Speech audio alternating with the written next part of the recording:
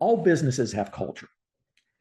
In my experience in the lower middle market, not enough leaders codify them to make them useful management tools. And when you're small, it can be informal, and your staff meetings tend to be around the coffee pot. But when you're a lot bigger, the break room won't hold them all. So what do we do? I emphasize three things to frame a culture: purpose, vision, and values. Purpose explains why we come to work. Vision is aspirational, where we're going. And values are those behaviors by which we hold ourselves and others accountable as we execute our purpose en route to our vision. So one down, two to go. Change is inevitable. And the difference between change management with a hyphen and change management without a hyphen is that if you aren't good in the former, it may result in the latter. So how do we become good protagonists, good change agents with change management best practices and principles?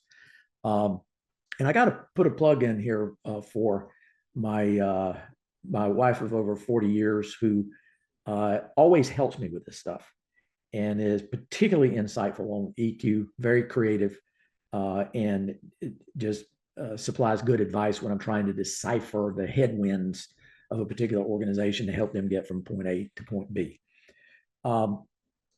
We have to answer the why regarding the change we're asking our employees to do. I'd argue the why is more important than the what. And I'll put a plug in for Simon Sinek's book, Start With Why. People won't take that risk to go from where they are with comfort to the unknown unless they get some idea of the upside. So the way that we help this, facilitate this, is a lot of communication, Harvard Business School produces a lot of good material on the premise behind it's impossible to over communicate. It's impossible. And in times of change, if we trigger a person's fight or flight mechanism, the rational thinking part of the brain literally shuts down. And as a tell on that, and I'll go back to acquisition integration, you're talking about upsetting an apple cart, a lot of change.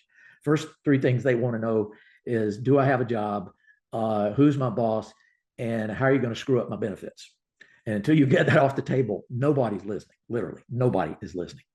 And I can't tell you how many times, however well I communicated that or directly for my client or help my client communicate it, the tell is very simple. No sooner than you answer the point, hand flies up in the back of the room and they ask the question you just answered.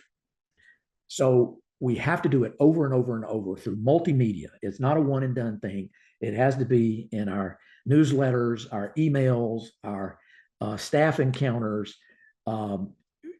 pitch decks, everything that we use, and we have to use it all and frequently. And it doesn't even have a snowball's chance and where of traction until they hear it so much that they're almost tired of hearing it. So that means more than once. It actually is closer to 10.